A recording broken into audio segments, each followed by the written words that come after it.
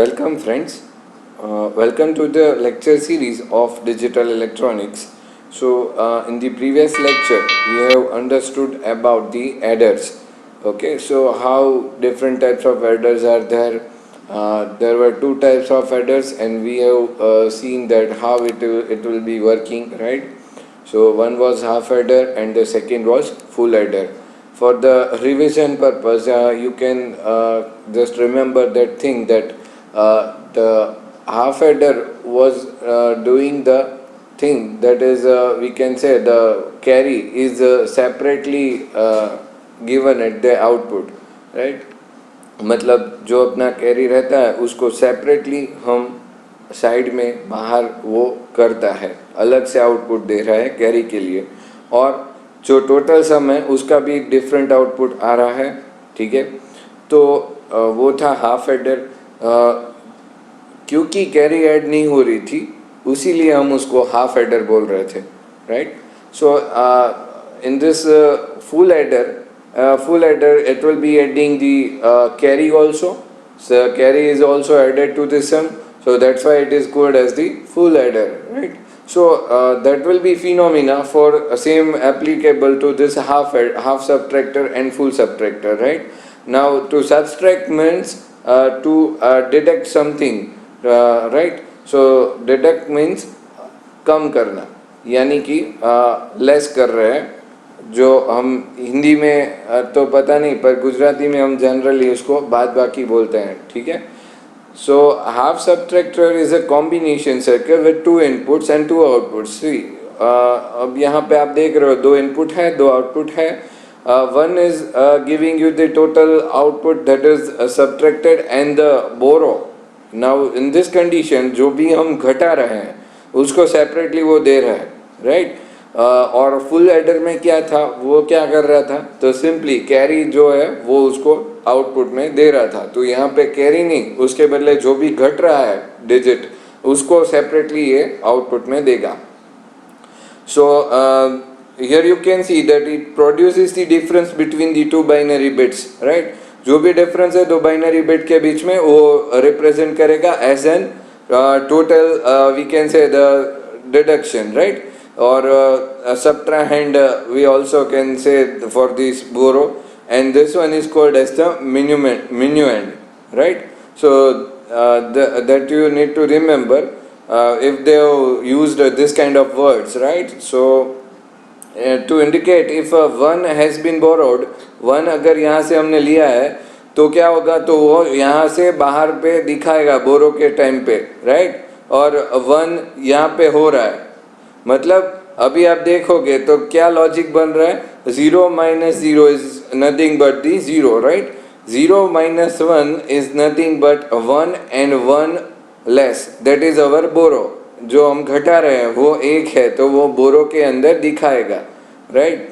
1 0, so output will be only 1। एक में से 0 घटाओगे, कुछ भी नहीं निकाल रहे तो 1 ही रहेगा, राइट। और बोरो भी 0 रहेगा। यहाँ पे थोड़ा डिफरेंट है, 1 minus 1 हम जो नॉर्मली करते हैं बाइनरी डिजिट्स के समेशन और एडिशन, समेशन और सब्ट्रैक्शन में जो है वो दोनों चीज़ें डिफरेंट है। देखो एडर के अंदर हम लोग क्या कर रहे थे, एडर के अंदर हम लोग जो 1 + 1 करके 1 टोटल सम दे रहे थे, और 0 टोटल सम दे रहे थे और 1 हम आउटपुट में दे रहे थे, राइट। सो 1 जो आउटपुट में मिल रहा था वो कैरी के टाइप में था। और यहाँ पे क्या हो रहा है, तो दोनों जो घटा रहे हो, एक में से एक ही घटाओगे तो कुछ भी नहीं बचेगा। ये बाइनरी के लिए ये वाला लॉजिक अप्लाई हो रहा है। So this will be our half subtractor and this way it can be logically represented. See here we have only use 3 gates, only 3 gates का ही हमने यूज किया है। और गेट है, एंड गेट है और नॉट गेट है, राइट। सो इसमें क्या हो रहा है कि इसके अंदर हम लोग एक जो घटा रहे हैं वो अलग से यहाँ पे बोरो के टाइप में आ रहा है। वहाँ पे हम जो हाफ एडर के साथ कंपेयर करेंगे तो वो क्या कर रहा था कि कैरी एक अलग से जनरेट करके दे रहा था, right. So this way it can be represented that how half subtractor can be work.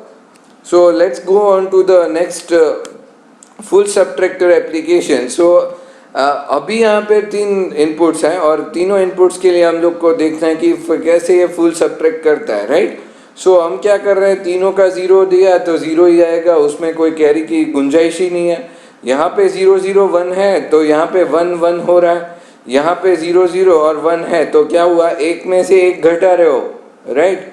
एक में से आप एक घटा रहे हो, 0 में से एक आप घटा रहे हो तो क्या होगा, ये एक बोरो के अंदर जनरेट करेगा। यहाँ पे mind one thing, it is B, right. In this particular table they have written C, but it is not C, it is B, right. I am correcting this one so everyone can take note of this.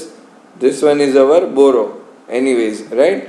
So kindly remember this thing, and whenever you are going to understand this thing, mind one thing that this is our boro, not carry, right.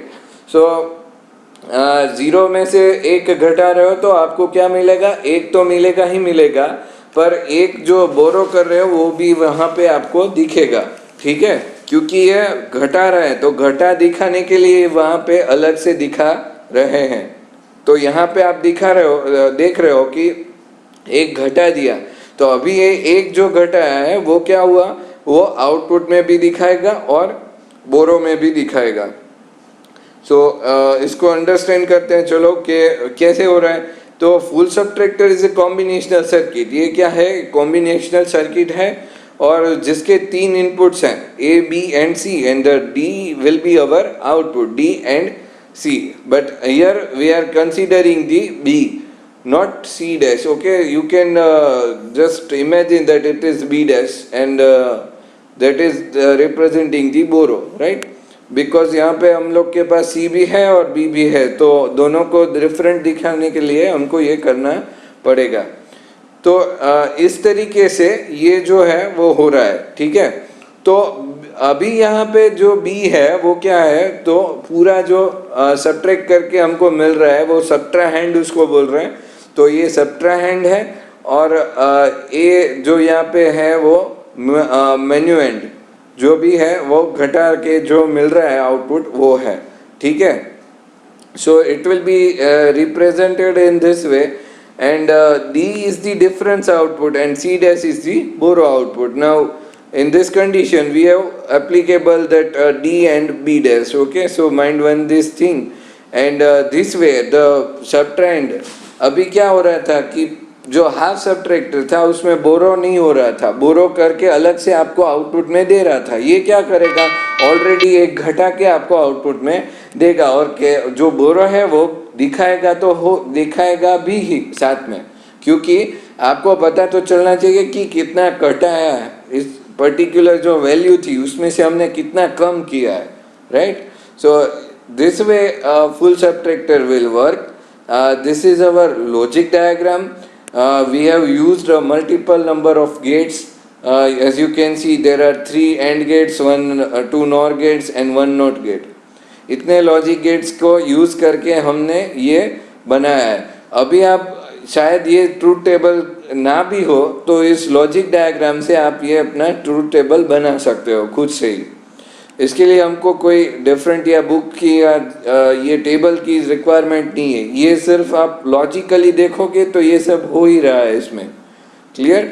If you have understood well that how a multiple number of input gates will work, then you definitely get this thing that how it is being done. अभी हम एक और application देख रहे हैं जिसका नाम है मल्टीप्लेक्सर। मल्टीप्लेक्सर का काम क्या है, खास समझिएगा। मल्टीप्लेक्सर का काम ये है कि वो कोई भी, अगर आपके पास मल्टीपल डेटा लाइंस है, ये मल्टीपल डेटा लाइंस में आपको कोई एक पर्टिकुलर डेटा लाइंस की आपको ज़रूरत है, तो वो क्या करेगा, तो मल्टीपल डेटा लाइंस के अंदर से वो चेक करेगा कि कौन सा आपने सिलेक्ट किया है, राइट। तो उसके लिए हमको S1 और S0, यहाँ पे S0 और S1 करके जो डिजिट्स दिए हैं उसके ऊपर से हम क्या करेंगे कि हम कोई एक को सेलेक्ट कर रहे हैं। कैसे? तो इस तरीके से अगर मैं 0 0 इनपुट दे रहा हूँ, यहाँ S0 और ये S1 है, दूसरा जो टर्मिनल दिखा रहा है वो, तो दोनों पे हम कोई पर्टिकुलर इनपुट्स दे रहे हैं, तो तब क्या होगा, तो ये चीज़ें हैं कि हम जब यहाँ पे दोनों ज़ीरो देंगे तब कौन सी डेटा लाइन सिलेक्ट हो रही है। तो सबसे पहली जो है वो है I0, that is our input zero and that will be selected, right. So वहाँ की जो वैल्यूज़ है वो आपको आउटपुट में दिखेगी और rest of the outputs will be in the non categorized state, right, because हमने वहाँ पे हमने इनपुट नहीं दिया है उसके लिए। अभी हम 0 और 1 दे रहे हैं, यहाँ पे 0 देंगे, यहाँ पे 1 देंगे, तो पर्टिकुलर I1 जो डेटा लाइन है वो सिलेक्ट हो रही है। तो I1 का जो इनपुट है वो इस वाले गेट को मिलेगा।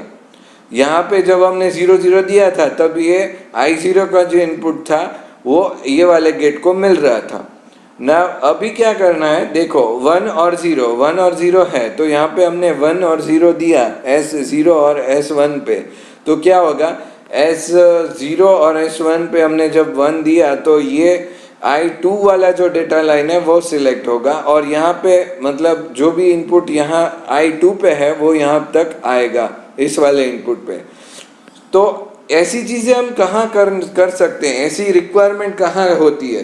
तो ये सबसे अंडरस्टैंडिंग करने वाली बात है कि ये टाइप की एप्लीकेशंस जनरली हमको कहाँ यूज़ करनी पड़ेगी, जहाँ पे हमारे पास कम से कम डेटा लाइंस अवेलेबल हो। कम से कम डेटा लाइंस कहाँ पे अवेलेबल होंगी, तो उसके लिए आपको समझना पड़ेगा प्रोसेसर या कंट्रोलर। तो कंट्रोलर या प्रोसेसर के अंदर हमारे पास बहुत ही लिमिटेड डेटा लाइंस रहती है। तो ये लिमिटेड डेटा लाइंस के लिए हमको क्या करना पड़ेगा, तो ये लिमिटेड डेटा लाइंस है तो उसके ऊपर हम क्या करेंगे कि हम 0 या 1 जब दे रहे हैं तब उनको 0 देने पे कुछ अलग परफॉर्म करेगा वो, और 1 देने पे वो कुछ अलग परफॉर्म करेगा। मतलब हम एक एक्टिव लो और एक्टिव हाई स्टेट डिफाइन कर रहे हैं जिसके ऊपर ये जो एप्लीकेशन है वो अलग अलग तरीके से वर्क करके देगी। अगर मैं बोल रहा हूँ कि मैं active low, that means our zero input दे रहा हूँ, तब वो जो चेक करेगा कि कितना डिजिट है, तो 0 है, तो 0 देख के वो क्या करेगा, 0 देख के वो आउटपुट में जनरेट करेगा कि अभी हमें एडिशन करना है। क्यों?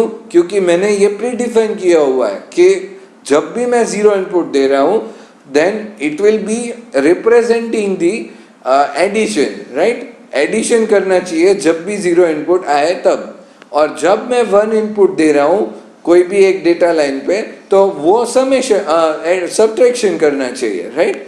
तो सब्ट्रैक्शन जो है वो चेक करेगा बीट कौन सा है, देखो 1 है तो अभी हमें सब्ट्रैक्शन करना है, तो सब्ट्रैक्ट करके वो देगा आपको। So this way it can be working and this kind of applications are being used for the multiplexing. We can multiplex the pins, any number of pins we can say, and the equation for the particular data lines it can be represented input and output, how much data lines, कितने input होंगे तो कितना output मिलेगा कितने तक का, तो उसको 2n से हम represent करते हैं, ठीक है। तो उसके तरीके से आपको 4Gem1 multiplexer, 8Gem1, 16Gem1, 32Gem1 and so on, इतने सारे बहुत सारे हमारे पास मल्टीप्लेक्सर्स भी अवेलेबल रहते हैं। तो अभी क्या करना है आप लोग को कि ये जो मल्टीप्लेक्सर का टॉपिक है उसको आपको बुक से अच्छे से रीड करना है और try to all of you need to try to understand that how it can be selecting the different data lines and how much data lines will be available at the output terminals whenever we are selecting any particular input, right, or we can say select lines over here S0 and S1। इसकी हम बात करें, इसको हम S0 और S1 को अलग अलग बिट सेट करके हम आउटपुट की जो भी डेटा लाइन्स है उसका आउटपुट ले सकते हैं।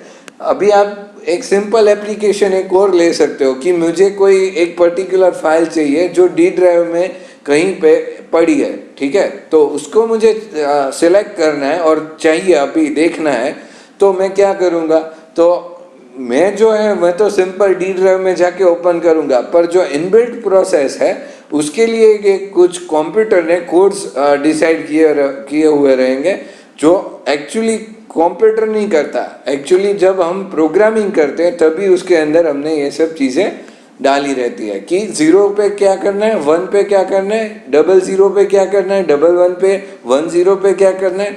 तो ये सब चीज़ें जब limited number of data lines available है तब हम ये सब चीज़ें कर सकते हैं। और मल्टीप्लेक्सिंग का असली पर्पस ये रहता है कि हम डेटा लाइन्स को मल्टीप्लेक्स करके बहुत सारे फंक्शंस एक साथ परफॉर्म कर सकते हैं, ठीक है।